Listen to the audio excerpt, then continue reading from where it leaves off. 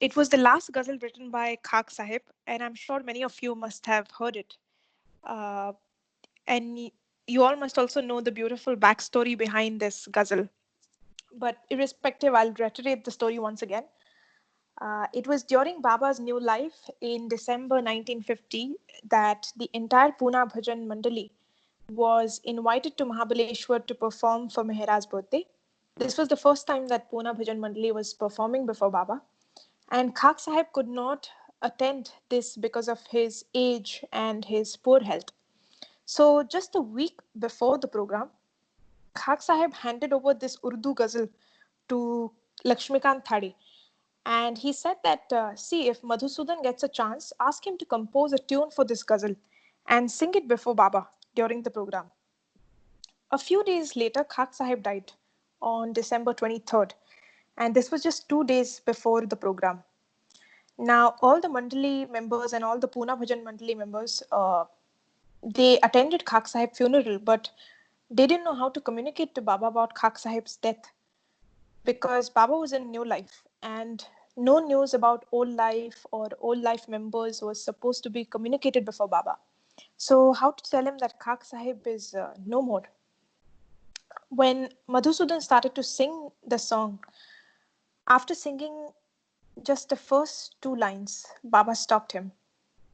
The first two lines were, मेरी जिंदा दिली को देखकर हैरतवीन है दुनिया, मेरा दिल चीर कर देखे तो निकले तीर के टुकड़े. It means that the world is stunned or it's befuddled by looking at my cheerful and happy face. But if you were to cut open my heart, you will find these broken arrows or pieces of arrows that my beloved, which is Meher Baba, has shot towards me. So when Madhusudan started to sing this ghazal before Baba, just after these two lines, Baba stopped him, and his face became very serious, and everything around him, it seemed, had come to a standstill or a pause. And after looking at distance for some time, Baba indicated that he has come to me. So after listening, this no one had to communicate to Baba that Khak Sahib is no more. Baba had already known that he's with him, and he indicated that he has come to me. So Dr. Ghani, after listening to this ghazal, also said that it seems that Khak might have seen Baba in his real form. So I'll sing this ghazal, and while singing itself, I'll explain few the meaning of the ghazal.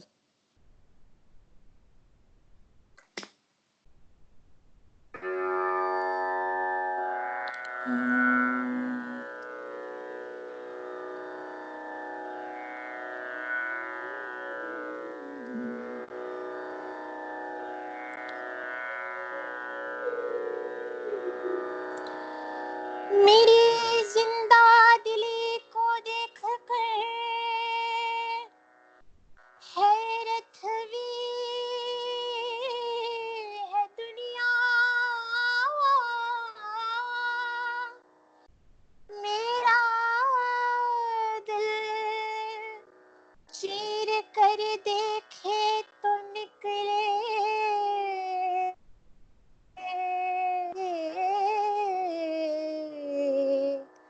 तीर के टुकड़े. दूर पर तुझको जाके देख लिया, दूर पर तुझको जाके देख लिया, दूर पर तुझको जाके देख लिया, दूर पर तुझको जाके देख लिया, दूर पर तुझको जाके देख लिया, दूर पर तुझको जाके देख लिया, होश अपना गवा के देख लिया, होश अपना गवा के देख लिया, दूर पर तुझको जाके देख लिया. In this song, Tur is a mountain where Prophet Muhammad received the 10 commandments of God. So Khak Sahib here says that Tur par tujhko jaake dekh liya. He says that I witnessed, Baba, your glory on the mountain of Tur, and I saw you after losing my senses and my consciousness. देख लिया, देखना था तुझे बहर सूरत, देखना था तुझे बहर सूरत, अपनी हंसती मिटा के देख लिया, अपनी हंसती मिटा के देख लिया. देखना था तुझे बहर सूरत, अपनी हस्ती मिटा के देख लिया. So here Khak Sahib is saying that I, in whichever way it's possible, I wanted to see Baba. I wanted to see your real form. And in order to see you, I surrendered, or I gave up myself and my entire separate existence. दूर पर तुझको जाके देख लिया, तूने अपना जमाल खुद हारा, तूने अपना जमाल खुद हारा, शक्ल इंसान में आके देख लिया, शक्ल इंसान में आके देख लिया, दूर पर तुझको जाके देख लिया. तूने अपना जमाले खुद आरा, शक्ल इंसान में आके देख लिया. This means that Khak Sahib is saying that Baba wanted to see his own glory and his own beauty. And God, in order to see that, God had to take human form and descend upon this earth just to see his own glory.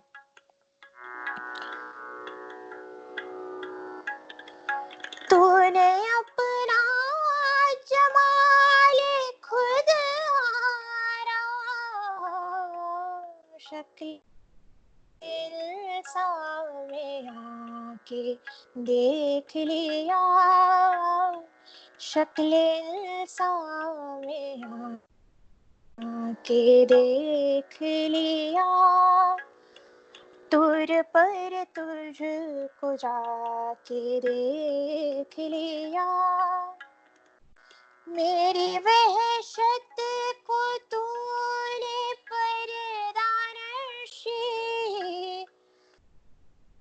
मेरी वहशत को तूने पर्दा नशी, अपनी सूरत छुपा के देख लिया,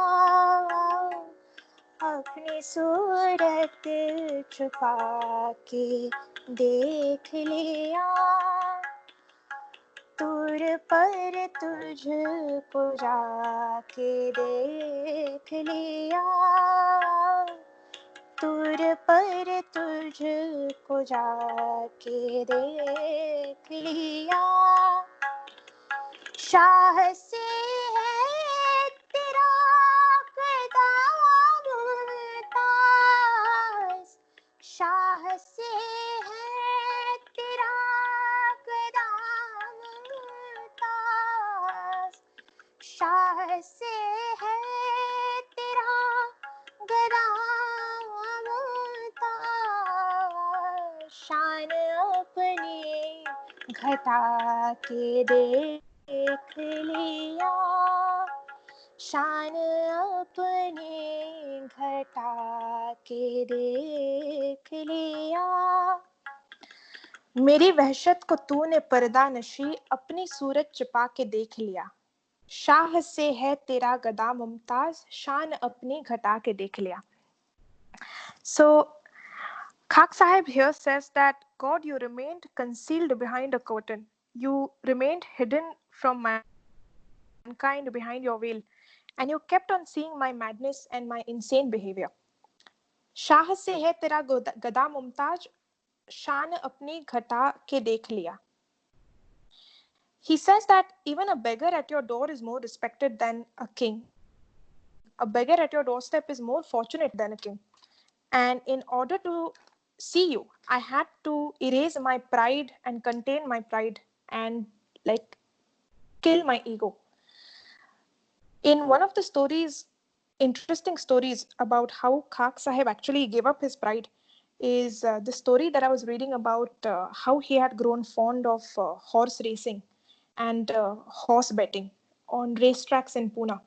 And one day he told Baba that by your grace, at least once in my life, let me win. So after that, Meher Baba started taking interest in daily horse races and even backed Khak Sahib financially. Uh, so Baba also had a written agreement executed between Khak Sahib and himself.